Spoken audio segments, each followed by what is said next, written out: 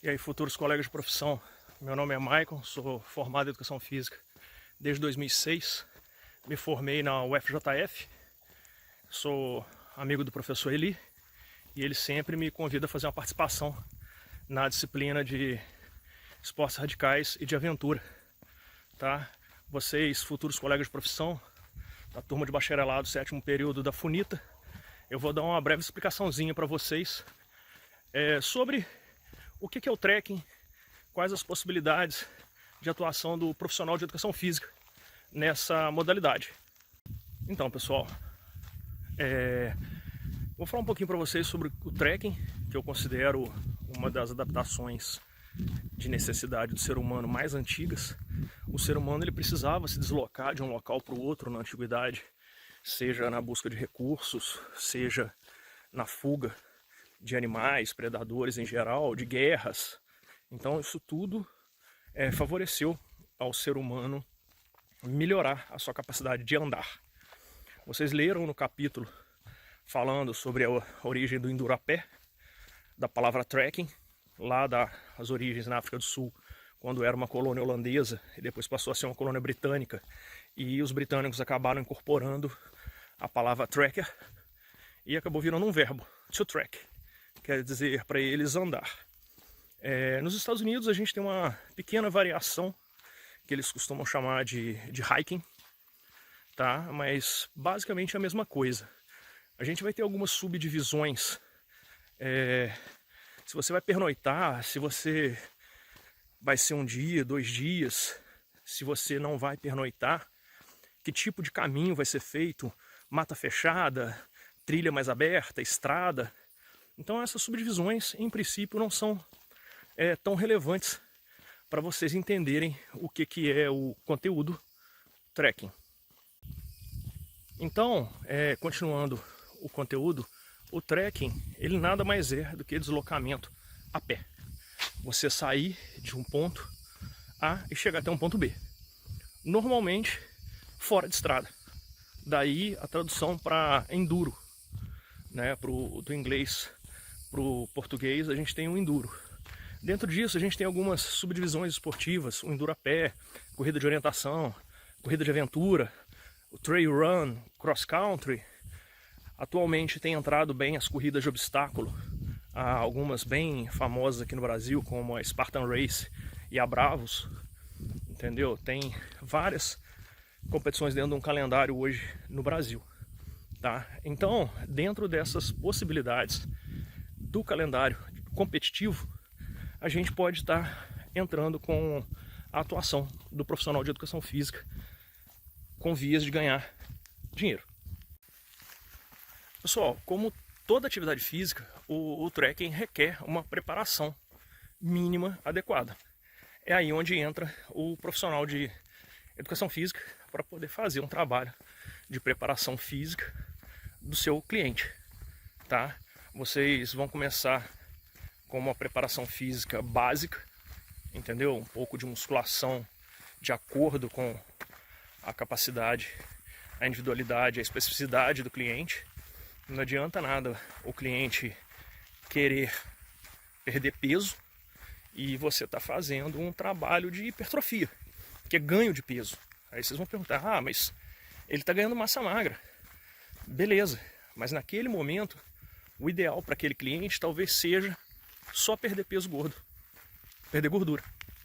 O ganho de massa magra que ele vai ter no trabalho de musculação, no trabalho aeróbico dele, nas corridas, nas pedaladas, já vai ser o suficiente nesse momento para poder fazer uma preparação física mínima para que ele consiga iniciar no trekking, tá? Uma sugestão que eu dou: caminhada por estradas, entendeu? É uma coisa bem interessante, foge do convencional, não é monótono e as pessoas costumam se sentir desafiadas, porque o piso é irregular, o terreno é irregular, normalmente as pessoas não conhecem as estradas de terra, entendeu? Sobe e desce, então a pessoa vai no ritmo dela, entendeu? Você, previamente, precisa conhecer o trajeto para você estar prescrevendo uma duração, e uma distância e uma intensidade compatível com aquela que você detectou no seu cliente durante a sua avaliação física. Vocês podem também determinar uma meta a médio e longo prazo. Você tem alguma trilha na região, o seu cliente não consegue fazer, tem vontade de fazer, ou até mesmo fora da região, entendeu? Passou esses dias para trás num Globo Repórter sobre a travessia da Serra Fina, que eu considero a segunda mais desafiadora do Brasil. Para mim ela só perde para o Monte Roraima, entendeu? Na divisa de Roraima com a Venezuela, que são 15 dias de trekking, entendeu? A Serra Fina são 4, 5 dias, você fazendo ela inteira são 5 dias. 5 dias que você vai carregar uma média aí de 25, 30 quilos de carga numa mochila. Então, além das questões físicas de membro inferior, estabilização de abdômen e tronco, assoalho pélvico, cintura escapular para poder suportar o peso da mochila, você ainda vai ter que fazer uma preparação psicológica com esse cliente, porque a força de vontade vai ter que sobrepor quando as pernas já estiverem cansadas, entendeu? Você vai ter que ensinar para ele a procurar recompensas não só na questão física, mas na questão psicológica. Eu já fiz várias trilhas, entendeu? Já fiz algumas travessias pesadas, inclusive essa da Serra Fina, e eu só pensava que eu queria chegar no final, eu precisava chegar no final. E quando você chega no final, você vira para trás e fala, putz, eu faria tudo de novo. Então, essas questões físicas e psicológicas, elas têm que andar junto durante o treinamento de vocês. Com relação ao número de pessoas a trabalhar, isso aí vai da sua disposição e disponibilidade, entendeu? Eu já trabalhei desde a preparação física até a organização de eventos, travessias, trilhas. A última que eu fiz, o Eli pode contar com mais detalhes para vocês, foi com uma antiga turma dele. Fomos para o Pico da Bandeira, eu organizei a viagem toda, conquistamos o Pico da Bandeira, entendeu? Subimos de uma vez só, então demandou um certo condicionamento físico, uma certa resiliência, porque o frio, o cansaço foram bem castigantes nessa aventura. Então, você pode trabalhar com vários clientes ao mesmo tempo, entendeu? Ao mesmo tempo que eu digo, num mesmo dia, não simultaneamente. Simultaneamente, eu acho que mais de 3 pessoas você já compromete um pouco a qualidade do seu serviço. Você já não consegue dar tanta atenção quanto deveria pro seu cliente, tá? E principalmente dependendo do valor que você estiver cobrando, você vai ser cobrado com relação à atenção. Eu já trabalhei com no máximo 3 pessoas atendendo ao mesmo tempo. Não era o que eu gostava, mas eram família, pai, mãe e filho, e eles queriam fazer atividade na academia no mesmo horário. Já a organização de um evento, eu já fui com 2 ônibus de adolescentes para o Pico da Bandeira, entendeu? 60 adolescentes, cada um com uma vontade diferente. Então vai do organizador do evento saber direcionar as responsabilidades, assumir a responsabilidade que cabe a ele, entendeu? Da questão da segurança e do bem-estar de todos, não deixando nada de ruim acontecer. Acidentes podem acontecer, já aconteceu comigo, entendeu? Pessoalmente, eu já caí, machuquei o pé, cortei perna, tá? Então, vou falar mais pra frente a respeito dos equipamentos mínimos que cada um deve ter para não comprometer demais o andamento da brincadeira, tá? Já fui com turmas de faculdade, como eu falei, a turma do professor Eli, lá de Muriaé.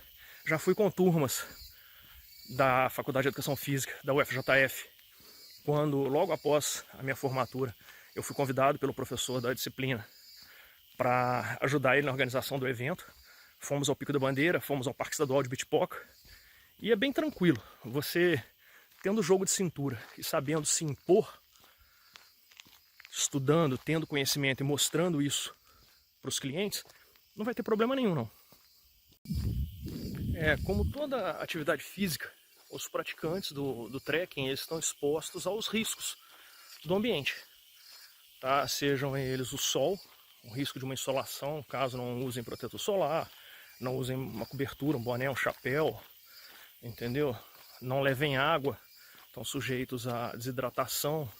Se não se alimentarem bem, estão sujeitos a uma hipoglicemia, tá? Isso falando em termos normais, pessoas sem nenhum histórico de nenhuma doença, tá? Já um cardiopata, você tem que tomar cuidado com o nível de esforço, tá? Ver se durante a preparação prévia dele, aquela intensidade que vai ser exigida na trilha é compatível com o que ele tem hábito de fazer, tá?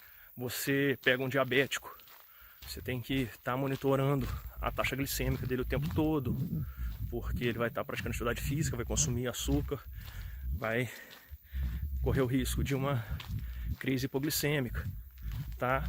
No mais, o risco de uma torção, risco de uma queda, por isso que são chamados esportes de aventura.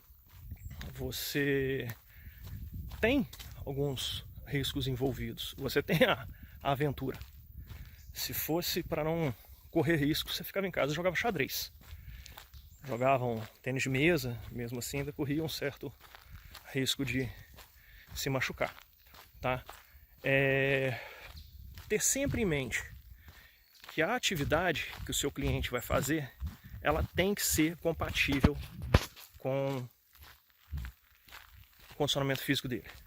Se você propõe uma atividade física muito além do condicionamento dele, ele vai se sentir frustrado. E se você propõe uma atividade muito aquém do condicionamento dele, ele também vai se sentir frustrado. Porque na primeira situação ele treinou, fez tudo certinho, fez as sessões de treino, tudo dentro do planejado. Aí chega lá, ele não consegue vencer o desafio. Ou no outro extremo, ele fez tudo certinho, chegou lá pensando que seria um desafio e não deu nem para o suor começar a escorrer no rosto. Então tem que tomar bastante cuidado com isso, muito cuidado, tá? Para poder você não exagerar e nem subestimar o seu cliente. Como eu falei anteriormente, existe sim uma necessidade prévia da preparação física, existe uma necessidade de uma preparação específica para a atividade que esse cliente vai executar, tá? Ele vai fazer uma corrida de montanha, ele vai fazer uma trilha simples, sai de manhã e volta à tarde, que a gente chama de bate-volta, ele vai fazer uma caminhada por uma estrada, ou ele vai fazer uma travessia longa de 2, 3, 4, 5 dias. Então isso tudo você tem que conhecer no início do seu trabalho. Traçar o objetivo, médio e longo prazo. A curto prazo, para você evitar errar demais, faz uma preparação física geral focada no ganho de força, de resistência muscular e resistência cardiorrespiratória. Você fazendo isso, a chance de você errar no seu planejamento de médio e longo prazo é bem pequena, tá? Cabe você conversar, conhecer bem o seu cliente para poder não ter problemas no futuro. Traçou meta errada, traçou meta incompatível com a vontade do cliente. Então, você tendo sempre em mente que o cliente é o seu objetivo. A vontade dele é você que vai fazer. Vontade dele no sentido de ajudá-lo a alcançar o objetivo. Ele quer, no final do ano, fazer a travessia da Serra dos Órgãos, entre Petrópolis e Teresópolis. São 40 quilômetros, sobe e desce. Muita escalada, muita descida, muita força de perna. O que você vai fazer? Traçar um planejamento. Lembrando que ele vai ter que carregar mochila. A mochila vai estar entre 15 e 20 quilos, porque ele tem que levar todos os equipamentos dele, tem que levar comida, tem que levar água. Então, isso tudo você vai incluir no seu planejamento. Não quer dizer que você vai botar seu cliente para poder ficar andando com caneleira e carregando halter, ou usando aqueles coletes de peso o tempo todo. Mas isso, a médio e longo prazo, são opções durante uma parte do treino que ele pode estar fazendo. Se deslocando dentro da academia, carregando algum peso extra. Tá? Isso são coisas que, de acordo com a experiência de cada um, vocês vão adaptando e aos poucos o trabalho vai atingindo o objetivo do cliente e ele vai ficando feliz. Vai pagando vocês e vai falando para os amigos, para outras pessoas que vocês são bons profissionais e que atendem o objetivo dele. Então, falando sobre equipamentos, a gente tem algumas coisas bem básicas que a pessoa precisa ter para praticar qualquer uma das modalidades correlatas ao trekking, qualquer coisa relacionada à caminhada. A primeira delas é um tênis adequado, tá? Um tênis de boa qualidade. A gente tem algumas marcas muito boas no mercado brasileiro, tá?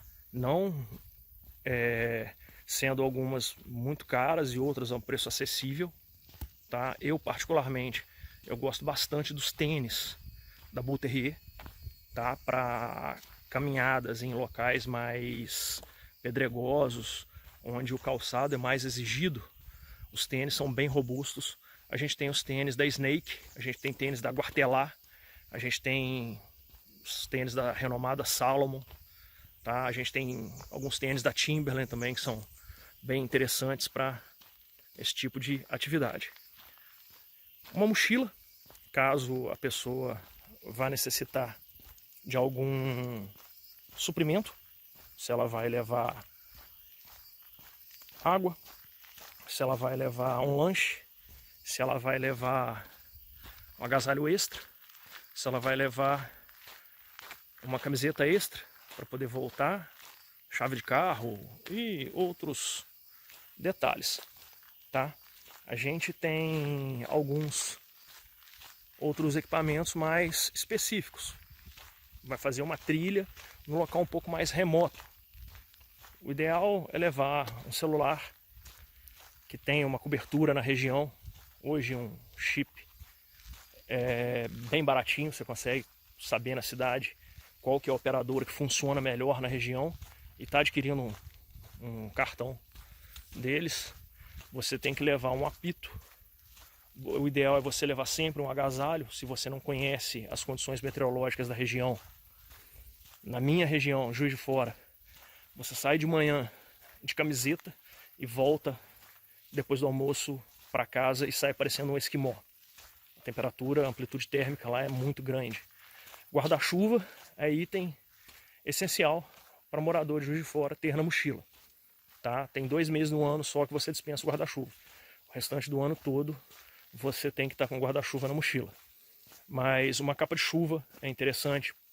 Se você for fazer uma pernoite, aí você tem que levar um abrigo, uma barraca, uma rede, saco de dormir, isolante térmico, entendeu? Fogareiro, a maioria dos locais não permite fazer fogueira, que também é um risco de se fazer, tá? Um fogareiro, levar comida, água, essencial, tá?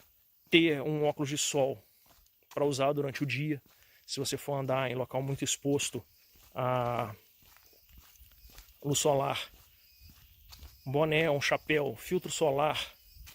Então todos os itens que você julgar necessários, você colocar numa bolsa, numa mochila confortável, tá? Tem algumas pochetes maiores que você pode levar coisas se você for ficar um dia só, se for um trajeto mais curto. Tem mochilas, você tem umas mochilas menores, como essa que eu estou usando, que ela também é um porta-cantil.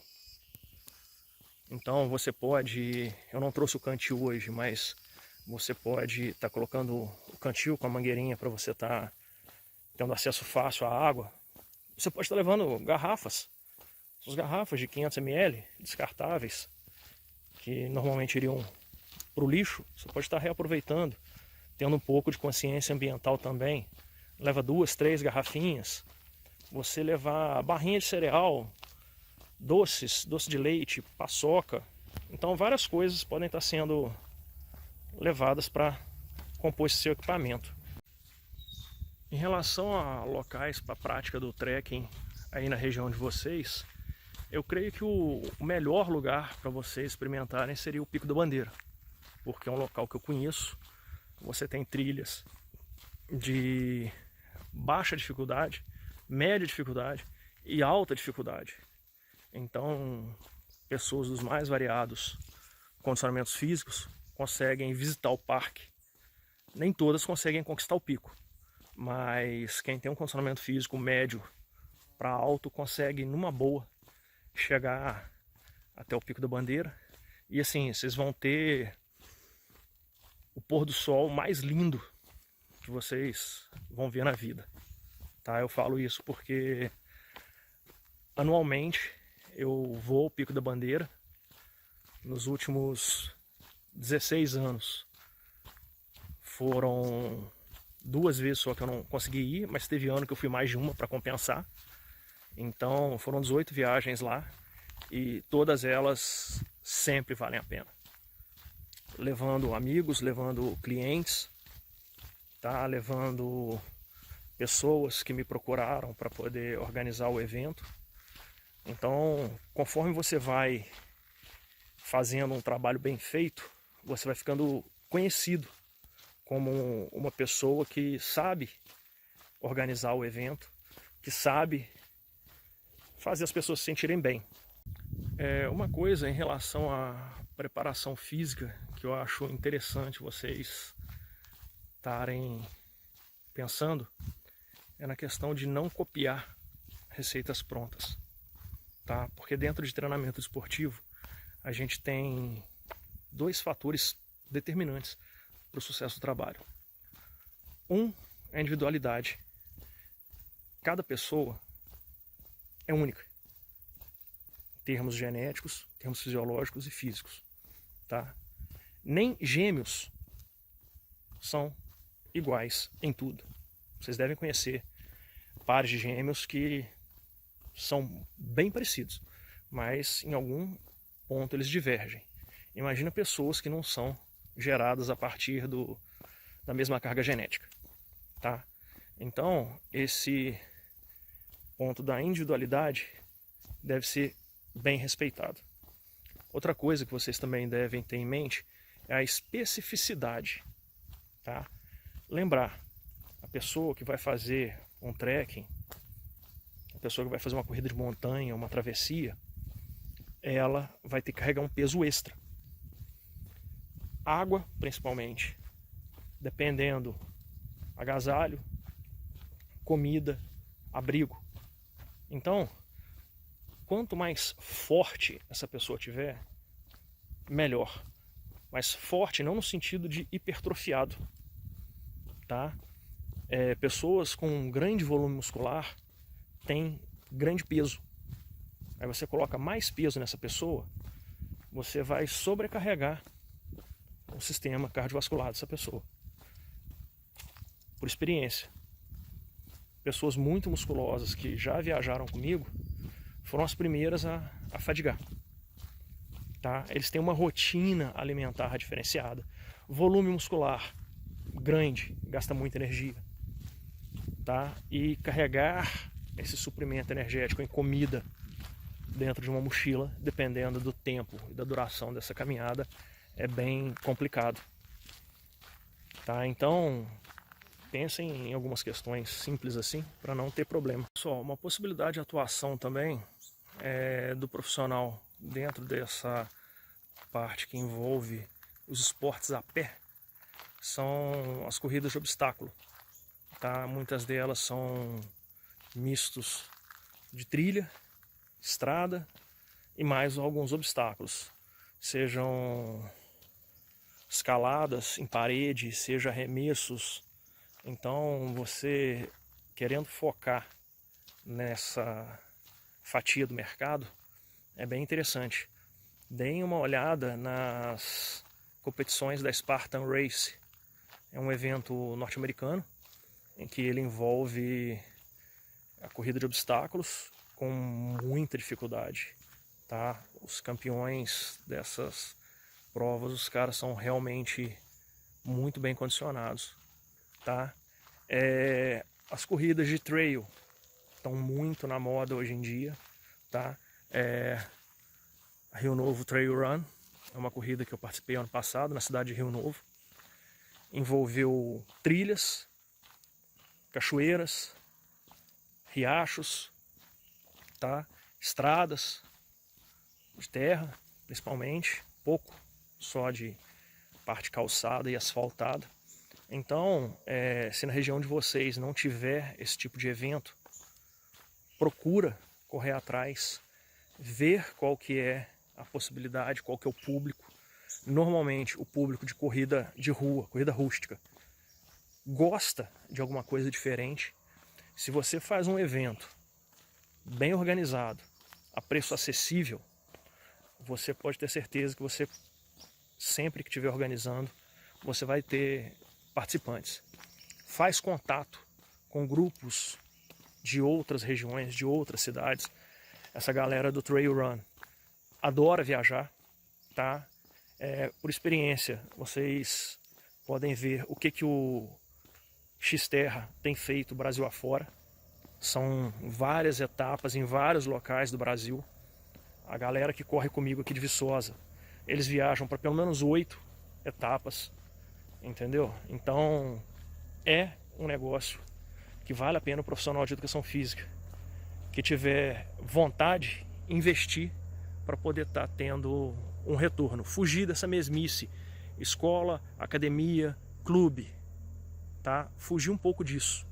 Focar na questão do treinamento personalizado, treinamento individualizado, porque quanto mais individualizado o treinamento for, mais rápido o seu cliente vai ter resultado, melhor ele vai falar de você, mais clientes vão aparecer, tá? Então, pensem nisso, não fiquem dessas receitinhas de bolo, não. Eu não gosto, entendeu? Muita gente, mas me fala algum treinamento que eu posso fazer com o meu cliente. Não tem treinamento, não conheço o cliente, tá?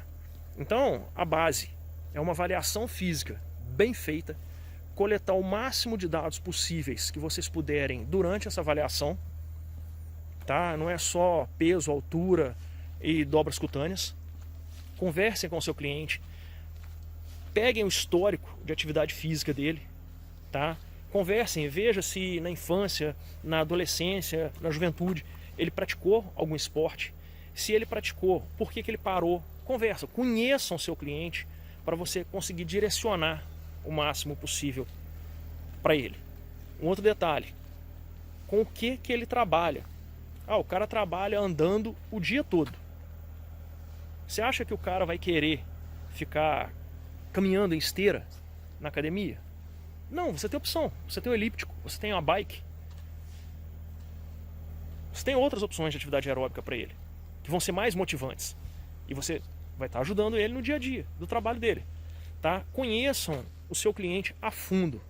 Ele não é somente dinheiro, ele é uma pessoa que precisa ser respeitada enquanto pessoa, tá? Tanto moralmente quanto fisicamente. Lesionar um cliente por incompetência profissional, para mim, é inadmissível, tá? Então, procurem prestar muita atenção na execução do trabalho, no movimento que o seu cliente está fazendo, na carga que ele está utilizando. Não é vergonha nenhuma você virar para o cliente e falar, olha, vamos baixar essa carga porque você não está aguentando, tá? Isso vai muito da percepção do profissional em relação ao trabalho sendo executado. Desejo muita sorte para vocês na vida profissional, tá? Caso alguém queira conversar, tenha alguma dúvida, o professor Eli tem meu contato, pode pegar meu e-mail, pode pegar meu telefone, tá? Mandar mensagem que a gente vai conversando, tá? Um abraço a todos.